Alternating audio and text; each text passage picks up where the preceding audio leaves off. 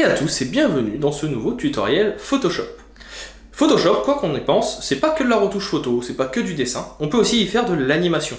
Et c'est ce que je vous propose aujourd'hui à travers un extrait d'une de mes formations complètes.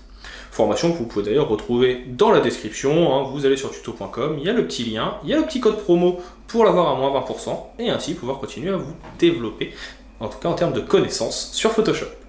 Donc aujourd'hui on va voir les outils d'animation et plus particulièrement un effet de parallaxe, effet que je trouve vraiment très intéressant, très simple à mettre en place et qui peut se faire à partir de vidéos mais aussi de photos très simplement pour donner un effet super cool. Si vous avez des questions comme d'habitude, je serai bien sûr disponible dans la section commentaires et ça sera avec plaisir que j'y répondrai. Si jamais vous avez des besoins en tuto, vous pouvez aussi m'envoyer des mails ou me contacter sur les réseaux sociaux, je réponds en général en 1 heure.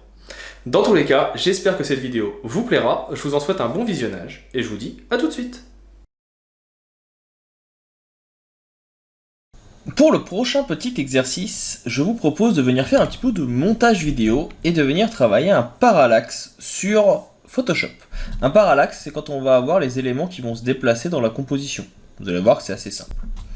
Je vais avoir 3 calques, le calque de fond, je vais enlever le petit cadenas ici mais il ne va pas trop bouger, et je vais en dupliquer 2.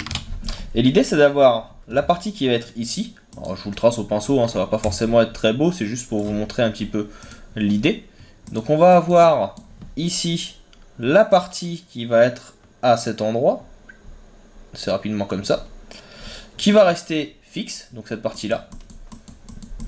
On va avoir ensuite une autre partie qui va être celle-ci, donc hop là, comme ça, qui va se déplacer vers l'avant, vers nous, et on va avoir la partie qui va être ici, qui va s'agrandir et s'avancer un petit peu aussi. Alors, vous remarquerez la qualité du schéma qui est magnifique, c'était juste pour vous expliquer le principe. Pour ce faire, on va devoir faire un petit peu de duplication et de détourage. Plusieurs possibilités pour cela. Moi, personnellement, je suis un grand adepte de la plume, donc je vais venir tout simplement sur mon élément de devant, faire un détourage à la plume de la zone principale, la zone qui est devant. Si le détourage n'est pas parfait, c'est pas grave, on pourra toujours le rattraper par la suite. Donc là, je vais assez vite. Bien sûr, vous, pour avoir un rendu qualitatif, n'hésitez pas à prendre votre temps. Et vous verrez quand même, de toute façon, qu'il est possible de retravailler par la suite le détourage et la sélection. Nous avons déjà vu d'ailleurs dans cette formation quelques petites explications sur comment réaliser cela. Vous pouvez aussi venir sélectionner avec d'autres outils, hein, si vous vous sentez plus apte à sélectionner avec l'outil de sélection rapide, avec sélectionner un sujet, avec sélectionner et masquer ou tout autre outil de votre choix. N'hésitez pas. Je rappelle également, en cas de besoin, pour pouvoir tester l'exercice, je vous laisserai le PSD final et vous aurez aussi les images de base pour pouvoir venir retravailler celle-ci. Et donc là, très rapidement, vous voyez, donc j'ai vraiment détouré la partie de devant. Ici, je vais ressortir le tout. Je vais venir ici cliquer sur sélection. Personnellement, j'aime laisser 0,3, ça permet d'avoir un petit contour, et je mets un masque de fusion. De cette façon, vous avez donc ici votre élément qui est détouré. On va faire la même chose maintenant avec la partie qui est ici. L'idée, c'est de venir zoomer, et on va venir tout simplement donc déplacer les éléments qui vont être ici. On va déplacer également les murs d'arrière, ou plutôt non, on va les laisser eux. On va juste déplacer ici, voilà, cette partie-là. Alors je suis pas sûr que le muret, on va dire que c'est un bâtiment d'arrière. Je vous avoue que j'ai un petit doute. Donc on va le laisser. Donc là, je détourne. J'ai fait exprès de prendre cette photo parce que c'est assez simple, hein, c'est des éléments qui sont assez droits. On peut se permettre de gagner du temps. L'idée n'étant pas de passer 3 heures à détourer, mais vraiment de vous montrer les options de montage et des exemples d'effets qu'il est possible de réaliser très rapidement dans le logiciel avec juste quelques calques, une image et quelques sélections réalisées dans votre photo. Donc là, vous voyez, là j'ai un petit peu de mal avec celui-là. Voilà, on va venir faire un arrondi un peu plus fin à cet endroit.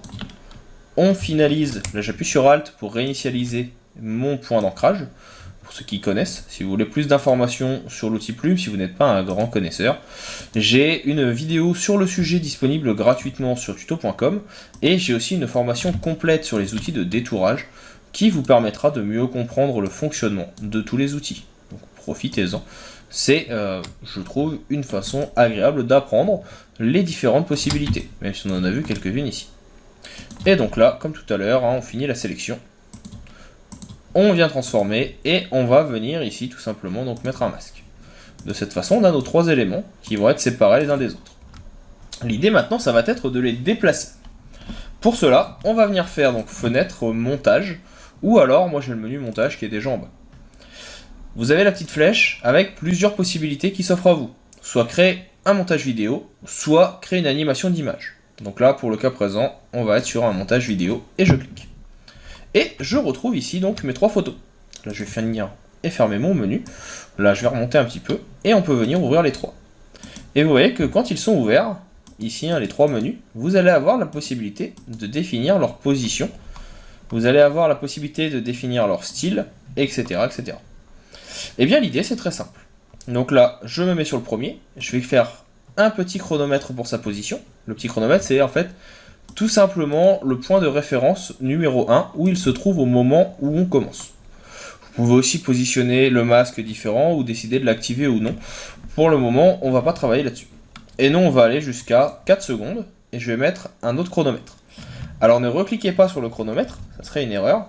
Venez cliquer ici sur le petit losange. Ça vous permet de venir placer ce qu'on appelle donc une image clé.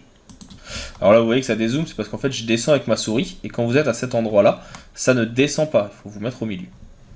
Et donc là, pour l'instant aucun changement. Mais l'idée ça va être que par exemple pour le calque qui est ici, quand je vais être sur ce calque de positionnement, si je prends mon outil de déplacement, je peux venir agrandir mon image. Et donc là vous voyez que très rapidement, celle-ci va se déplacer et s'agrandir. Je vais appuyer sur entrée. Et donc là, vous allez avoir un mouvement, normalement, qui va se mettre en place de l'un à l'autre. Alors, je vois que ça n'a pas marché. J'ai dû me tromper, forcément. Petite boulette de ma part, donc je reviens en arrière, j'enlève les trucs, les petits losanges.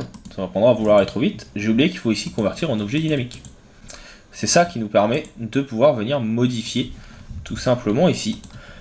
Vous voyez la transformation. Donc là, je vais le faire sur le premier. Je reviens à 4 secondes. Je mets mon deuxième chronomètre. Et donc là, si j'agrandis, je vais appuyer sur Shift, sur Alt en même temps, je veux dire, ça permet d'agrandir vers le centre, et vous voyez que je peux venir avancer. Si j'appuie sur Entrée, maintenant on a donc notre déplacement qui se fait vers l'avant de notre élément. Alors 4 secondes c'est un peu long, on va se mettre un petit peu plus vers 2, et là donc ça va aller un peu plus vite, forcément, parce qu'on a que 2 secondes. On va venir faire la même chose sur le deuxième, on va se mettre ici sur le premier, transformation, je me mets à 2 secondes, on va faire une autre transformation, donc on reclique sur le petit point. Et là, pareil, je vais venir agrandir en appuyant sur la touche Alt. Et je peux même venir déplacer légèrement mon monument. Donc là, je peux regarder. Et là, vous voyez donc que vous avez votre mouvement qui se met en place. Et ce qui peut être intéressant, c'est de venir déplacer peut-être les images clés pour que ce déplacement commence un petit peu plus tard. Là, par exemple, au début, on a le premier qui bouge, le deuxième qui part par la suite. Et en même temps, on peut venir faire ça sur le troisième. Donc là, petite transformation. On peut venir ici donc le placer. On va le terminer un petit peu plus loin. Et sur celui qui se termine un petit peu plus loin, là vous voyez que je n'ai pas rajouté 2 petits losanges, tout simplement parce que juste en venant en fait déformer mon image, si j'appuie sur Entrée, il ajoute le losange automatiquement. Et ainsi, vous avez votre petit parallaxe qui se met en place, avec tous les éléments qui se déplacent. Là, comme on a beaucoup de choses, ça prend du temps, c'est logique. Mais en fait, vous voyez ici que la barre précharge. Une fois que c'est préchargé, vous revenez au début et ça va se mettre en taille réelle. Alors là, je suis pas très fan du déplacement. En fait, ça prend un petit peu trop de temps entre les deux monuments. Donc là, je vais venir réduire un petit peu l'espace entre les deux. Et ici aussi. Et l'idée ensuite, c'est très simple. Si vous voulez que ça mette plus de temps à avancer, vous devez tout simplement agrandir la distance entre les points. Si vous voulez que ça aille plus vite, vous venez les rétrécir. Et ainsi, vous pourrez venir définir la vitesse de chargement. Et donc là, vous voyez, vous pouvez venir donc changer votre photo. Et au final, on retrouve quasiment même celle qu'il y avait au début, alors avec quelques petits déplacements et quelques monuments en plus, quelques mouvements. Mais voilà, ça permet de faire un effet qui peut être assez sympathique.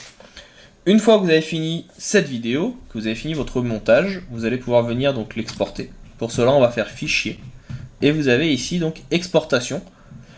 Et que je le retrouve, rendu vidéo. Dans ce menu qui s'ouvre alors, c'est lié à Media Encoder, un autre logiciel de Adobe, qui permet de venir sélectionner le nom. Donc là, moi je vais l'appeler vidéo. On va sélectionner le dossier, je vais le mettre dans PSD, comme ça vous l'aurez aussi. On va le laisser en H264, le H264 c'est tout simplement le format MP4. Donc moi je vais le laisser avec une qualité maximale, une qualité supérieure. et on va venir donc exporter en cliquant sur rendu. Et ainsi, votre vidéo va alors charger. Vous voyez qu'il y a l'exportation de la vidéo. Ça peut être bien sûr plus ou moins long. Là, pour le cas présent, ça risque d'être un peu long parce que la vidéo est quand même assez grande, même s'il y a très peu de choses. Moi, j'ai un ordinateur qui est assez puissant, donc ça va quand même aller relativement vite, vous le voyez. Pour des ordinateurs portables, des ordinateurs moins puissants, ça pourrait être plus long. Dans tous les cas, on a maintenant terminé. Vous retrouverez le PSD dans les images à télécharger, mais aussi donc la vidéo pour voir le rendu final. On passe à la prochaine astuce.